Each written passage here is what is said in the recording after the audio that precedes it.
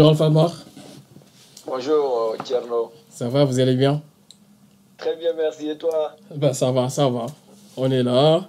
Et donc là, en ce moment, on t'aimerait t'interviewer par rapport, on a vu le retour de Demba et vu votre situation, des actions que vous avez menées à Rouen. Et donc, où on sait que vous êtes une personne très engagée. Et nous, en tant que, on œuvre pour que la jeunesse, en particulier les Africains, puissent se fonder sur la méthode, sur le vécu d'une personne pour pouvoir maintenant changer le statu quo de l'Afrique. Et pour cette raison qu'on a voulu maintenant interroger une personne telle que vous pour que vous puissiez nous parler de votre parcours, de vos idéologies, de ce que vous pensez de l'Afrique et éventuellement aussi de ce qu'on peut faire pour changer le statu quo de l'Afrique. Donc pour démarrer bon, je dirais pas interview, mais c'est une sorte d'échange, de conversation. Donc où vous nous parlez de vous et en fonction de ce que vous allez nous dire, on va rebondir sur certaines questions. D'accord, on peut commencer. Alors. Ok, bah, merci beaucoup. Ouais. Oui. Allez-y. Je vais vous présenter. Bah, en fait, moi, je m'appelle Alpha Omar, je vais commencer par ça.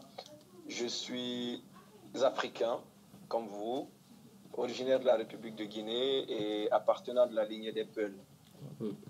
Je suis né en Guinée, Conakry, dans un modeste quartier qu'on appelle Afia. En fait, j'aime souvent dire que je suis parti d'un milieu très modeste pour arriver là où je suis aujourd'hui. Et tout cela est dû à l'éducation de base que j'ai eue et à des personnes ressources que j'ai eues à mon enfance qui ont su m'inculquer un certain nombre de logiques qu'il faut adapter pour arriver à atteindre ces objectifs. Je suis né à Afia, j'ai fait mes études primaires là, j'ai fait mes études secondaires à Conakry et mes études universitaires m'ont conduit un peu partout en Guinée. Et voilà, en termes de présentation, pour ne pas être très prétentieux, je me limiterai là. D'accord. Si vous avez autre chose à me poser comme question, bah, je suis très ouvert. Bonjour Alpha. Donc on a le plaisir aujourd'hui d'accueillir Alpha Omar, une personne dont la communauté a fortement demandé donc cet échange, comme l'a évoqué donc mon co-débatteur Michel Ndao Tierno. Donc cette demande est issue donc de pas mal de membres de la communauté Leaders Obstinés, suite à pas mal d'enquêtes qu'on a effectuées donc auprès de cette communauté. Pourquoi Alpha Omar? La plupart nous ont répondu leur cursus à Rouen entre les années 2013, 2012 même jusqu'à 2019, Alpha Omar les a marqués à travers donc les actions que tu as menées au niveau donc de l'association des Guinéens de France, ou de Rouen plus précisément, mais aussi sur l'ensemble, l'association dont j'ai oublié le sigle, mais qui regroupait l'ensemble des Africains de Rouen.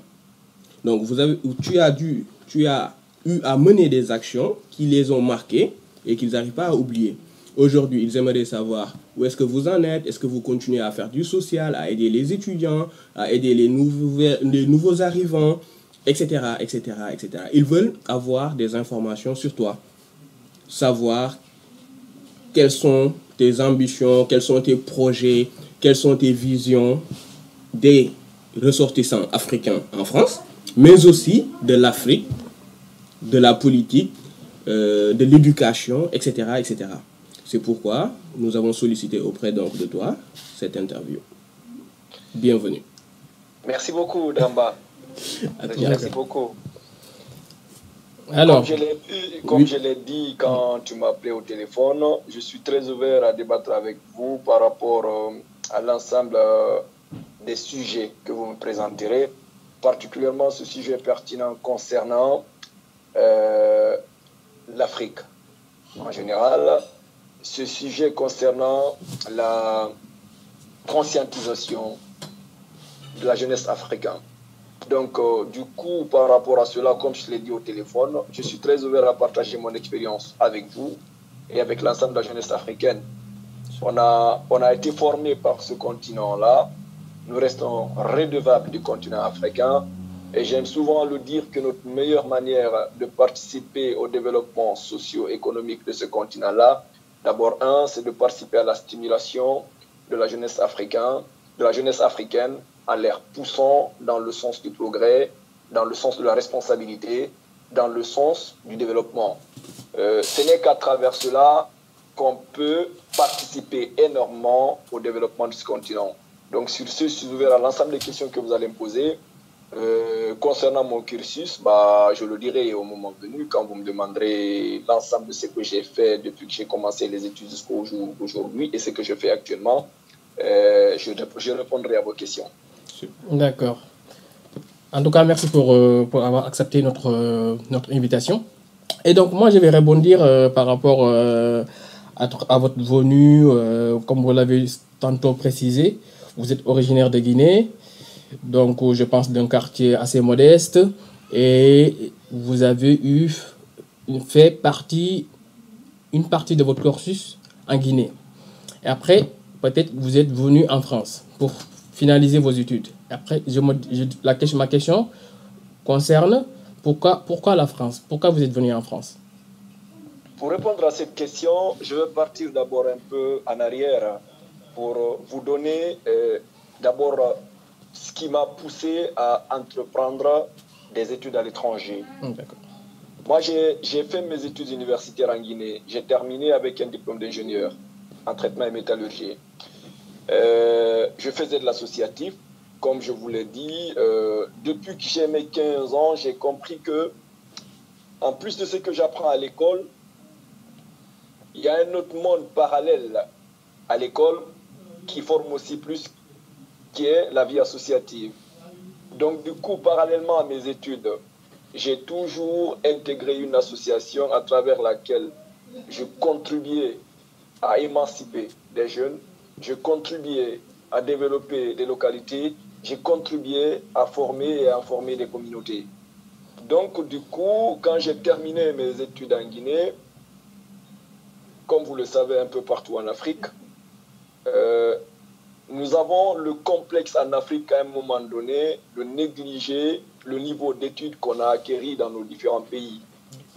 Un jour, à travers une rencontre nationale qu'on faisait, j'ai échangé avec des amis. Il était question de choisir un ministre de la Jeunesse dans mon pays. C'est lui qui a été identifié de base. C'est un jeune très battant, dynamique, qui a participé à un moment donné au changement, disons, politique dans mon pays. Mais vu qu'il n'avait pas un diplôme, entre guillemets, d'un pays occidental, Dommage. il n'a pas été choisi pour occuper ce poste de responsabilité. Sinon, il était diplômé de l'université Cheikh Anta Diop de Dakar. Il avait un diplôme de droit. Mais comme il n'a pas fait, disons, l'université de Rouen, il n'a pas fait l'université de Harvard, ou il n'a pas fait la Sorbonne, ce complexe a fait qu'il a raté ce poste-là, même s'il en était capable.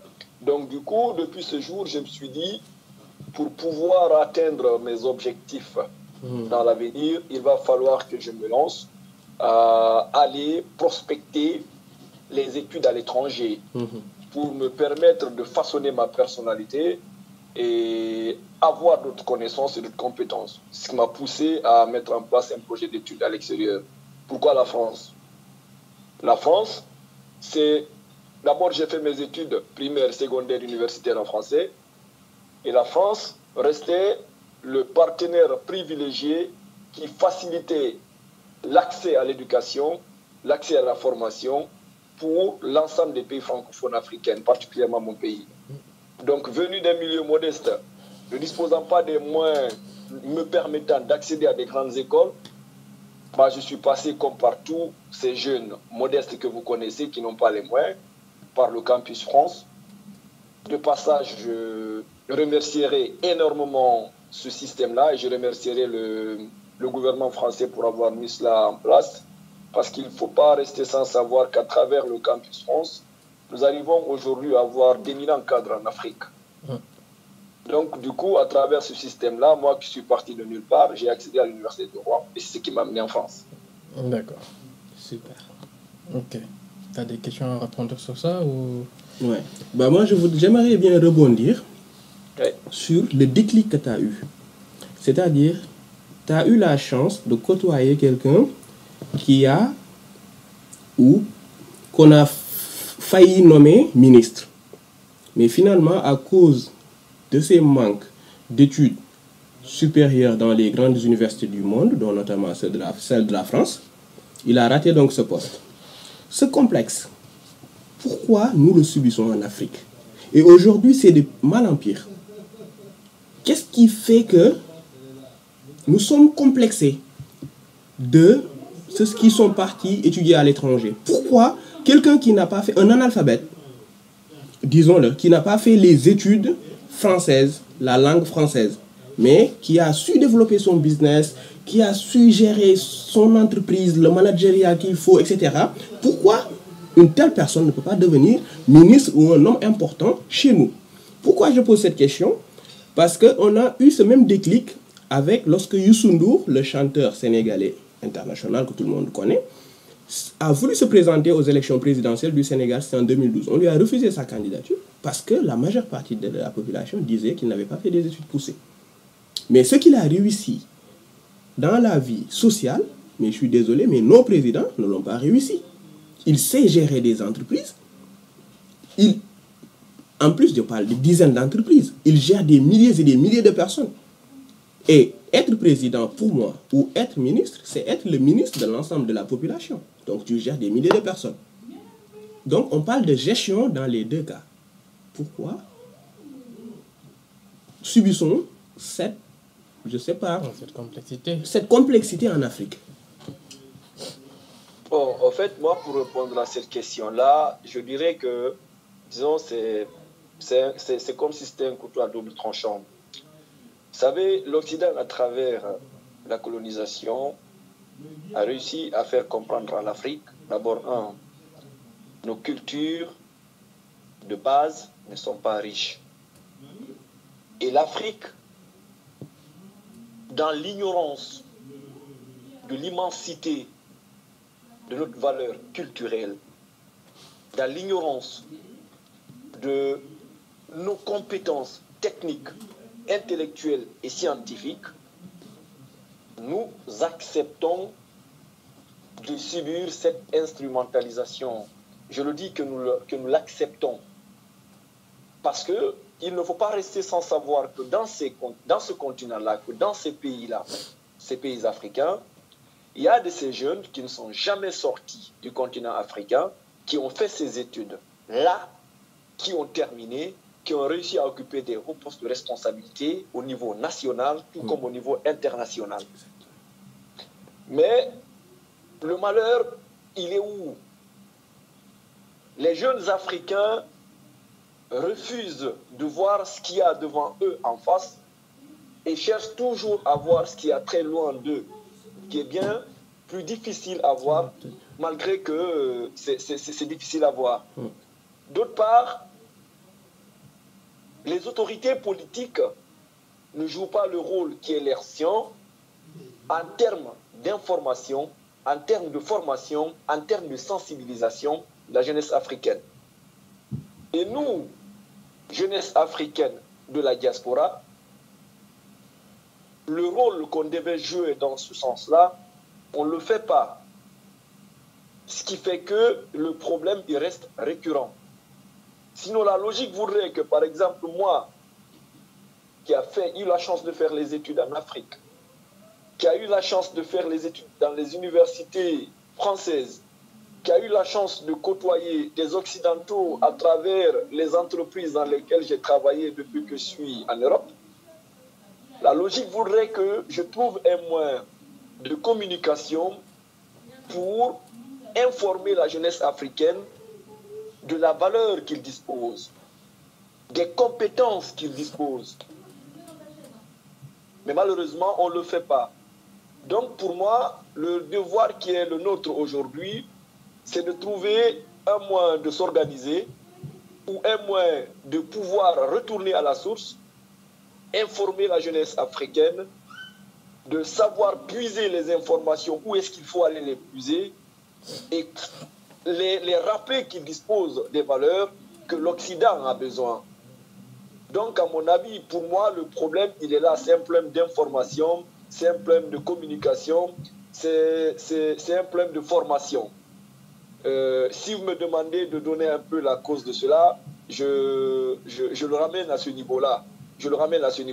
Ce jeune qui a été victime de cela, malgré qu'il a occupé finalement des hauts postes de responsabilité dans le pays, quand il était question de faire son doctorat, il est retourné à l'université chez Anta Diop le faire.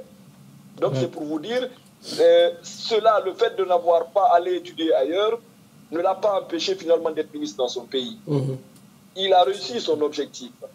Peut-être je rebondirai sur cette question-là, sur les prochaines questions. L'homme, il faut savoir se fixer des objectifs clairs. Quand tu te fixes des objectifs clairs, il faut savoir être sur la logique de tes objectifs.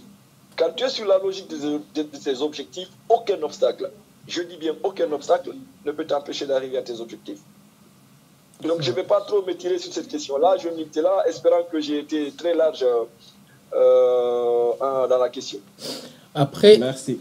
Après, moi, ce que je pouvais dire, c'est, bon, rajouter, ça concerne toujours sur la complexité qu'ont les Africains par rapport à la situation d'un étudiant qui a fait ses études en France ou aux États-Unis, et aussi par rapport à la complexité qu'ont les Africains par rapport à une personne qui vit en Europe et qui revient en Afrique pour travailler ou pour faire n'importe où, pour faire son domaine d'activité. Donc, la question que je me posais, c'est que est-ce qu'on n'a pas été préparé psychologiquement à se rabaisser par rapport à ces personnes-là qui ont eu la possibilité de faire ces études en Europe? Bon, en fait, psychologiquement, oui. Mais en fait, il y a un autre aspect, peut-être qu'on va vous et moi occulter, qu'il ne faudrait pas occulter, c'est le manque d'équipement de nos écoles, le manque d'équipement de nos universités. Sinon, il y en a des gens qui ont étudié là-bas, comme nous, qui ont refusé d'accepter cela. Ce n'est pas parce que moi j'ai fait l'université de Rouen que je vais rentrer en Guinée et que tout le monde va s'accroupir devant moi comme ça. Il y en a qui se disent non. C'est vrai que lui, il a fait des hautes études à l'étranger, mais il y en a qui disent oui, je suis resté en Guinée, j'ai aussi fait mes études. Parce que la formation, elle ne s'acquiert pas qu'à l'école, elle ne s'acquiert pas que dans les universités. Il faut juste savoir comment est-ce qu'il faut aller sur le chemin de la connaissance, sur le chemin du savoir. Quand tu as l'objectif, bah, tu t'y mets. Nous, on a eu la chance aujourd'hui que nos frères, que nos parents n'ont pas eu. Aujourd'hui, tu as de l'Internet pratiquement un peu partout au Sénégal. Exactement. Tu as de l'Internet un peu partout au Ghana, un peu partout en Côte d'Ivoire, un peu partout en Guinée. Exactement. Et quand tu as l'Internet, tu as l'accès à l'information. Tu as l'accès à la formation. Donc, il suffit seulement que tu aies la volonté d'avoir des connaissances, bah, tu vas les avoir. Quelqu'un qui fait l'université d'Oxford et toi qui fais l'université en Afrique, si tu as peu de moyens te permettant de te connecter, tu peux accéder au même moment, aux mêmes informations que la même personne qui est à l'autre bout du monde. Donc, il faut qu'on cherche à exploiter cette chance-là qu'on a aujourd'hui. Donc, pour revenir un peu à ta remarque, c'est vrai, il y a une préparation psychologique. C'est pourquoi j'ai dit que l'Occident, à travers la colonisation, a réussi à casser notre morale. Et c'est à nous de réfugier cela. C'est à nous de redynamiser, de galvaniser la jeunesse africaine à travers les connaissances, à travers ces informations qu'on a aujourd'hui. Parce que si vous aviez réussi à mettre ce bloc-là en place, c'est parce que très certainement vous avez des compétences, vous avez des connaissances que d'autres jeunes africains n'ont pas. Donc, il faudra profiter de ce bloc-là pour informer, pour communiquer avec les jeunes Africains dans le sens de les galvaniser pour leur dire attention, tu peux être ministre, tu peux travailler à la haie, tu peux travailler dans les institutions internationales pour avoir, parce que tu as étudié au Sénégal. Il suffit que tu étudies, que tu fasses des bonnes études, justement, que tu fasses de très bonnes études partout où tu es dans le monde. Si tu as fait des bonnes études, il n'y a pas de raison que tu ne travailles pas dans les mêmes entreprises que ceux qui ont fait des bonnes études dans des grandes universités. D'accord. Super. Ok. Donc, juste je continue sur ce point. Comme vous l'avez mentionné tantôt, parce que maintenant, on a on va vers une évolution de l'éducation. Parce qu'en Europe, on a ce qu'on appelle le e-learning, on se connecte où est-ce qu'on soit pour pouvoir suivre des cours, faire des réunions, comme ça c'est le cas pour le moment. Mais on n'a pas cette possibilité, ou à ma connaissance, en Afrique. Parce que nous, Africains, on considère que si on ne part pas à l'université, si on ne part pas à l'école, on ne fait pas des études. Il faut constamment que le professeur soit en face de nous pour qu'on considère que c'est des études. On fait des études. Alors que maintenant, avec les technologies, on peut être dans son lit et suivre ses cours. Qu'est-ce que vous pouvez nous dire sur ça? Moi, je dirais, prenons par exemple, Tambacounda, oui. Où nous prenons un confin, prenons Medina Gounass. Quand je prends l'exemple du Sénégal. Oui. Sinon, vous prenez, par exemple, je prends la Mauritanie. Vous prenez, comment dirais-je, Dakhla dans le Maroc, c'est le confin, l'extrême sud du Maroc. Ou vous prenez Nouadhibou, l'extrême nord de la Mauritanie. Prenez un étudiant qui est là. Posez-vous la question, est-ce que l'élève qui est dans cette région-là, est-ce qu'il utilise de façon rationnelle les moyens qu'il a à sa disposition pour étudier? C'est ce point d'interrogation d'abord qu'il faut résoudre.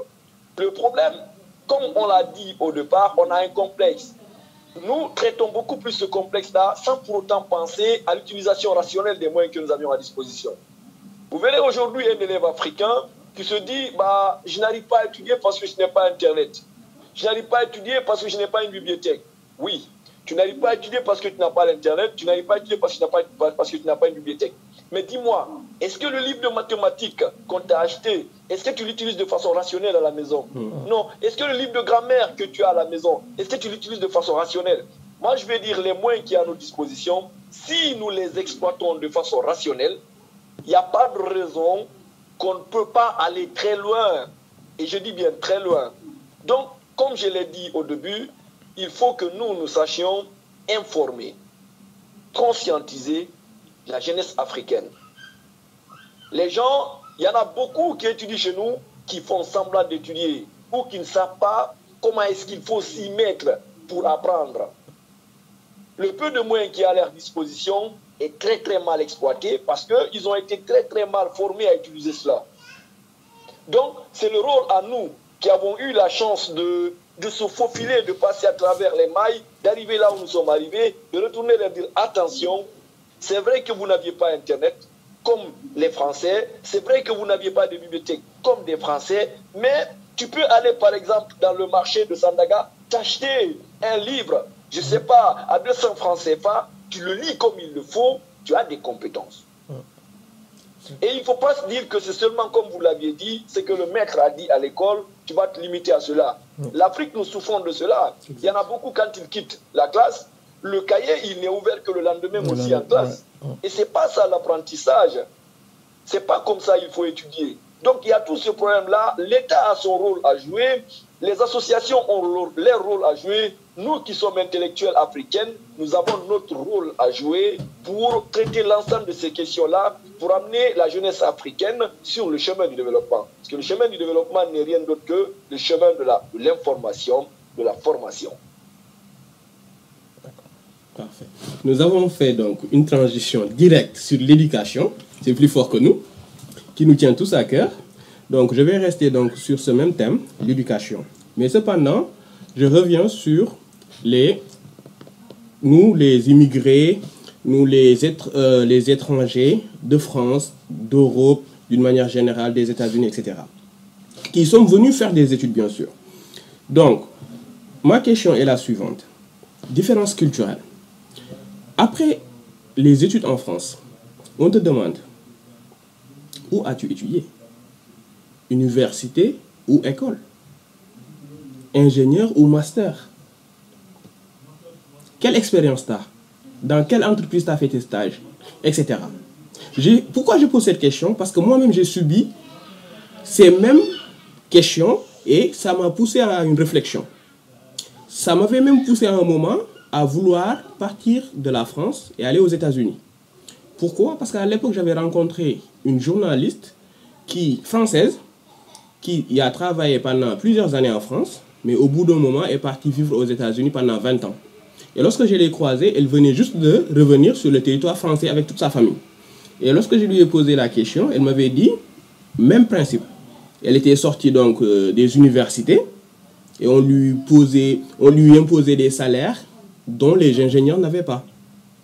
On lui imposait, par exemple, c'était pas la même considération d'une manière générale. Et lorsqu'elle est allée aux États-Unis, on lui a pas demandé de quelle école tu sors, master ou université. On lui a dit, qu'est-ce que tu veux faire? Qu'est-ce qui te passionne? Et qu'est-ce que tu sais faire? Cette différence, bon, as-tu connaissance de cette différence?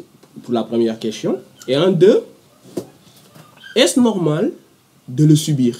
Ou ça te paraît logique en tout cas, pour une différence culturelle entre l'Europe et les États-Unis? Bah, en fait, moi, je dirais que c'est illogique et injuste. Mais il faut pas occulter une chose, le système anglo-saxon et le système francophone, c'est pas le même. Je ne sais pas si vous avez eu la chance de parcourir ce document-là. Dale Carnegie. Ce document d'Dale Carnegie, comment se faire... Vous pouvez le montrer un peu? Comment trouver votre leader en vous? Ouais. Tu peux reculer un tout petit peu, s'il te plaît? Voilà. En haut, pour le gros plan. Voilà. Encore. Voilà. Excellent. Je l'ai. Merci, Alpha. Ce livre-là, c'est Dale Carnegie qui l'écrit. Dale Carnegie, il a écrit pas mal de documents sur le développement personnel. Comment se faire des amis, comment trouver votre leader à vous, ainsi de suite. Dans ce document-ci, quand tu l'as lu et que tu as travaillé dans des pays tels que la France, tels que la Belgique, disons notamment les pays issus du système francophone, le système managérial est totalement différent. Totalement différent. Comme vous l'aviez dit, ici, quand tu viens dans une entreprise, d'abord on te demande le niveau d'études. On te demande tes expériences. Il y en a qui partent très loin, qui observent, disons, tes origines culturelles. Vous allez aux États-Unis, moi je n'ai pas travaillé là, je ne connais les États-Unis qu'à travers disons, les informations au niveau de la presse et la lecture des documents comme ça. Aux États-Unis, quand tu arrives dans une entreprise, la première question que tu te poses, qu'est-ce que tu es capable de faire? Ouais. D'abord sur tes compétences. Donc pour moi, on ne peut pas comparer les deux systèmes parce que c'est deux mondes différents, c'est des cultures totalement différentes. Si les questions de traiter cette question-là, par exemple en Europe ici, en Europe, quand tu viens dans une entreprise et qu'on te demande quel est le niveau d'études que tu as et quelles sont les expériences, quelles sont les entreprises dans lesquelles tu as travaillé, en Europe, c'est normal. Ouais. Parce que nous sommes en Europe, c'est ça la culture européenne. Ouais. Aux États-Unis, quand tu arrives dans une entreprise, on te demande qu'est-ce que tu es capable de faire. Donc, ça dépend des cultures et ça dépend des mondes. Moi, ce que j'aime souvent dire, c'est quoi? Il faut être préparé à tout cela. Aujourd'hui, quand on veut bousculer ce monde qui est en perpétuel mouvement, il faut savoir s'adapter aux réalités, en fonction des milieux, en fonction des mondes, en fonction des personnes que tu as en face, en fonction de l'ensemble, disons, des situations qui peuvent se présenter à toi. Il faut être prêt à affronter ce monde d'aujourd'hui. Et être prêt à affronter cela passe par d'abord la formation, parce que tu ne peux pas travailler si tu n'as pas des connaissances, tu n'as pas des compétences. Et quand tu as acquis des compétences, tu peux à un moment donné oublier même le niveau d'études que tu es, tu te lances dans le monde du travail. Et dans le monde du travail, si réellement sur ton parcours scolaire et universitaire, tu as acquis des connaissances, tu as acquis des compétences, tu mettras en œuvre l'ensemble de ces compétences-là pour faire ta place. Et quand tu as fait ta place à travers tes compétences, à travers tes connaissances, personne ne pourra te bouger de cette place-là. Donc pour moi, il faut préparer la jeunesse africaine à cela. Parce que l'Européen, le jeune Français, subit moins cela par rapport à toi et à moi. Nous qui avons fait les études en France, quand on a terminé, si par exemple on pose 3 questions à un Européen lors de son embauche, toi et moi on nous pose 3 fois, en fait on multiplie, on nous pose 9 questions. C'est clair. Donc, pour arriver à bousculer tout cela, il faut se préparer moralement, intellectuellement, physiquement, l'ensemble de tout ce qui peut te permettre de bousculer tout cela et arriver à tes objectifs, il faut être préparé à cela parce que c'est possible. Il n'y a rien qui n'est impossible dans la vie là. La seule chose qui est difficile, c'est d'identifier l'ensemble de ces problèmes. Du moment où on les a identifiés, bah, il faut se dire qu'est-ce qu'il faut, qu'est-ce que je dois faire pour pouvoir bouger ces lignes-là. Bah, et tu t'y mets, il n'y a pas de raison que tu n'arrives pas. Mais là, quand vous posez la question est-ce normal, bah, je me dirais c'est un peu ambigu. En fait, on ne peut pas transposer les réalités européennes aux réalités américaines, tout comme on ne peut pas transposer les réalités occidentales chez nous en Afrique. Maintenant, si vous posez la question, par exemple, est-ce là est normal en Afrique, je dirais non. Je dirais non. L'Afrique, aujourd'hui, nous sommes à un stade où les entreprises doivent disposer des moyens les permettant d'identifier aux jeunes Africains les compétences qu'ils ont en eux, à travers leur personnalité, à travers leur CV, à travers ce qu'ils dégagent. Vous avez vu? Donc pour moi, c'est ce que l'Afrique doit disposer aujourd'hui. Parce que quand tu exiges d'un jeune Africain de disposer d'un diplôme de haut niveau pour l'embaucher, ou de disposer de 10 ans, 15 ans d'expérience, bah, personne ne va travailler en Afrique alors. Okay. Donc pour cette question, pour moi, si vous voulez qu'on la traite, en fait, il faudra la séquencer en fonction des régions du monde. On ne peut pas transposer les questions européennes aux États-Unis ou les questions américaines en Afrique. Ok, ça me permettra de rebondir toujours en Afrique concernant l'éducation des étudiants, la pédagogie des étudiants, parce qu'on a eu la dernière fois à interroger un des leaders du mouvement MSDA et aussi CEO de l'entreprise Exigence IT. Une personnalité qu'il connaît d'ailleurs. Oui, Moussa Fatiam, je ne sais pas si vous... Moussa Fatiam. Et du coup, il nous expliquait qu'il était parti au Sénégal et il a eu à rencontrer des étudiants, des doctorants plus précisément. Et il n'était pas prêt à l'information qu'il a reçue d'une personne ayant eu son doctorat, mais qui n'a jamais eu à faire un stage. Un stage de fin d'études, il n'a jamais eu.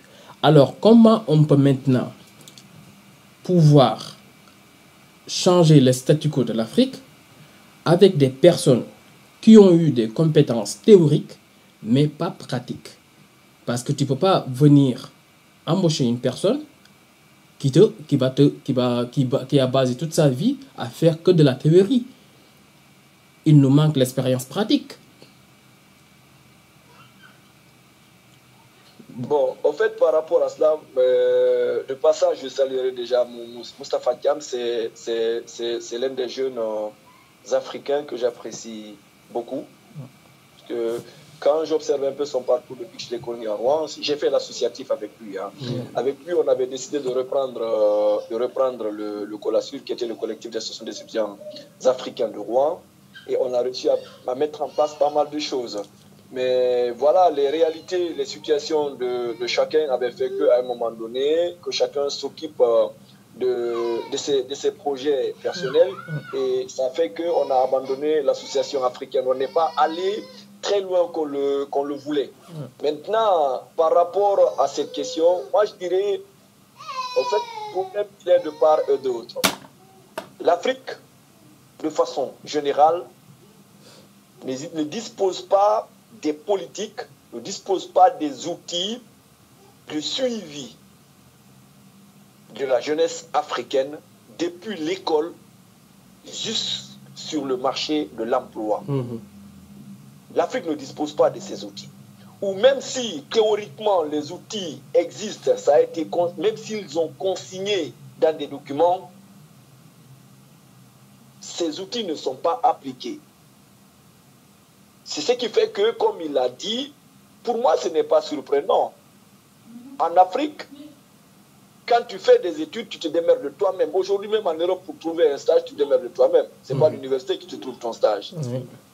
Et tu trouves le stage dans un pays où il y a des entreprises où tu peux avoir un stage.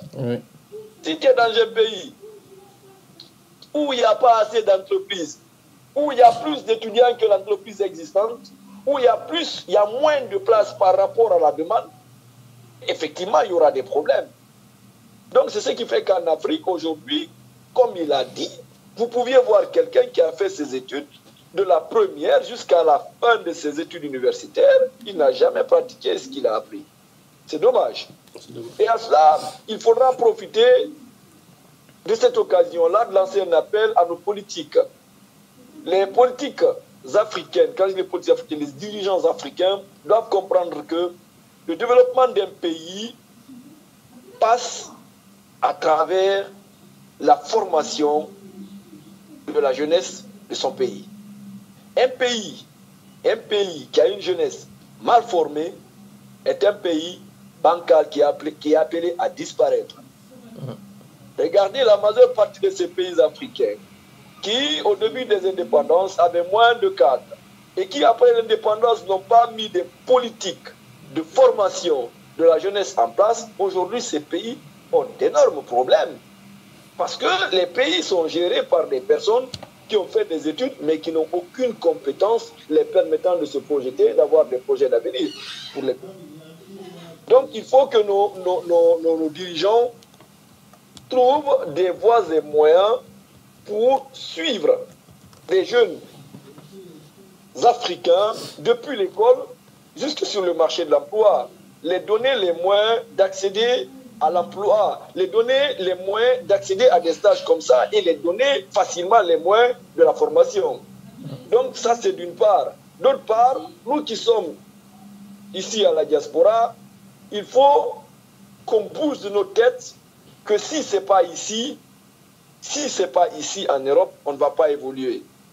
C'est une erreur monumentale. Aujourd'hui, quand vous prenez 10 jeunes qui partent de l'Afrique, qui viennent étudier en Occident, vous avez moins de 3 personnes qui retournent en Afrique pour entreprendre ou pour travailler pour les administrations.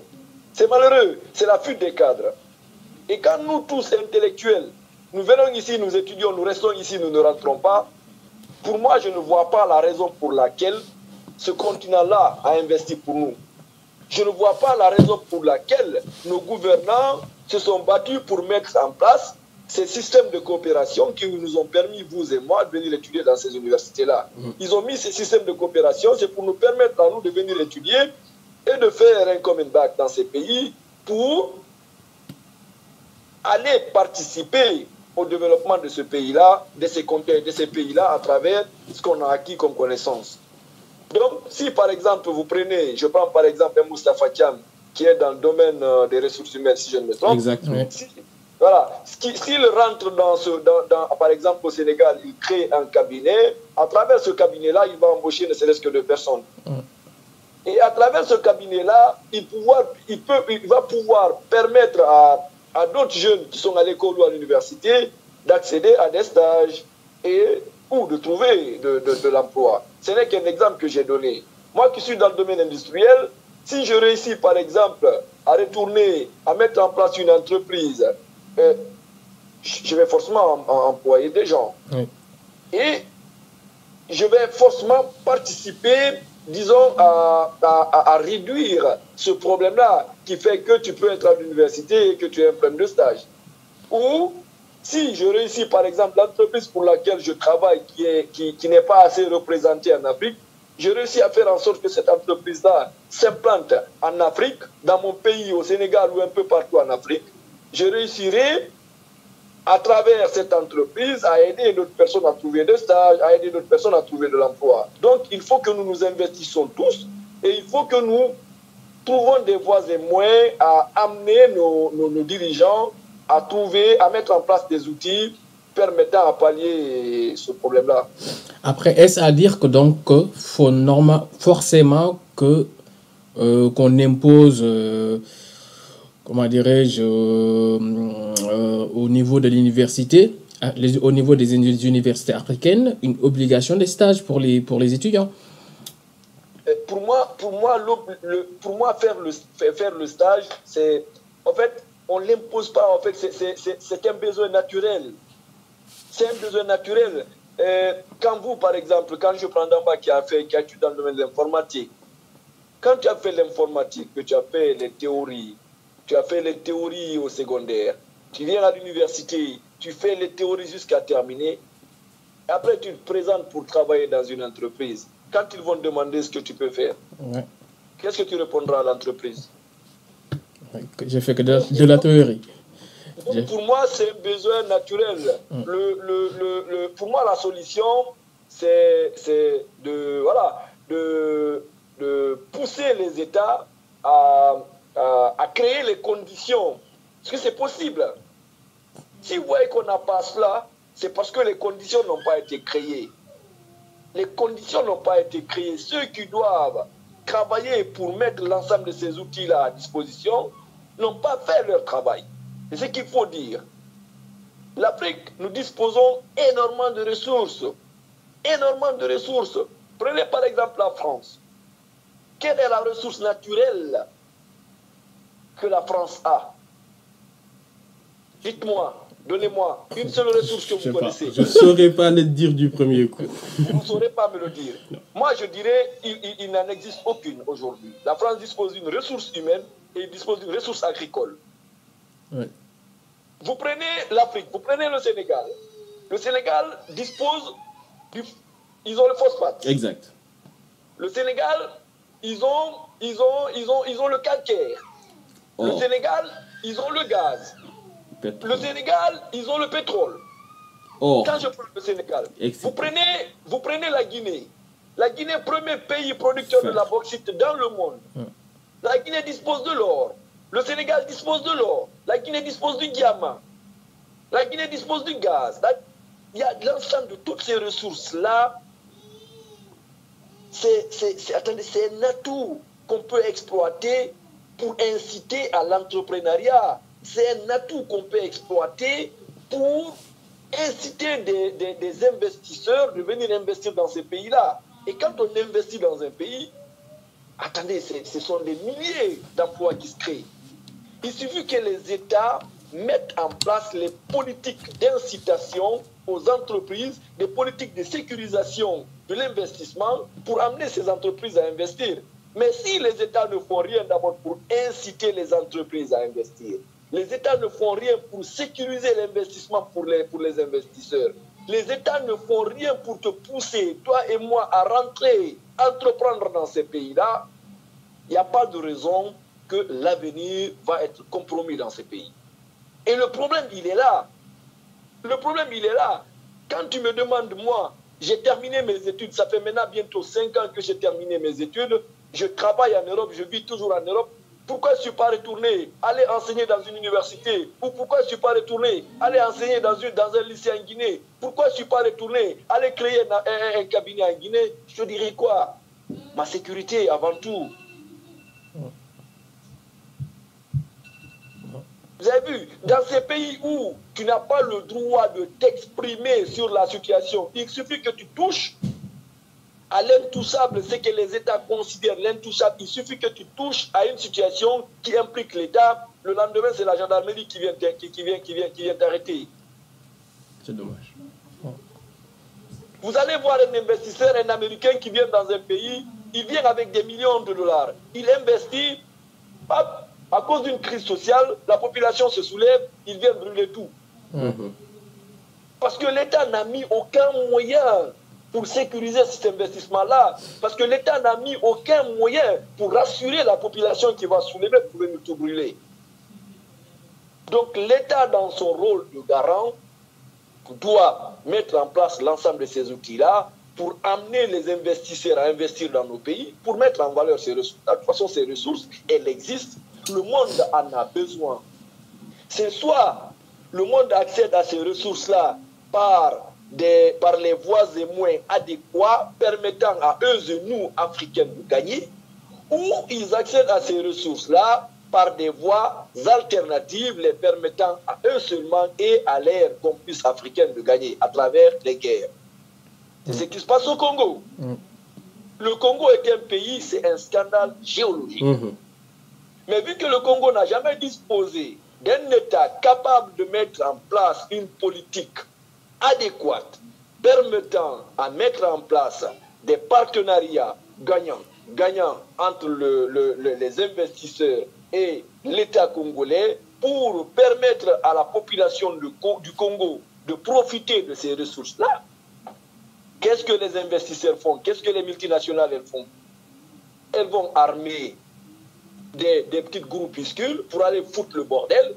Et quand ces groupes foutent le bordel, bah, ils profitent pour piller les ressources. Ouais. C'est ce qui s'est passé dans beaucoup de pays africains. C'est parce que nos États ont failli. Donc pour moi, pour pallier à ce problème-là, c'est l'État dans son rôle de garant qui doit faciliter l'investissement, sécuriter l'investissement, garantir le retour des cadres africains en Afrique. Après, sur ce point... Après, ouais. Merci Alpha Omar. On va marquer une toute petite pause, le temps de boire un verre d'eau et on reprend. Je pense qu'il en a besoin. Ça marche. Ça te va, Alpha? Oui, ça va. Merci.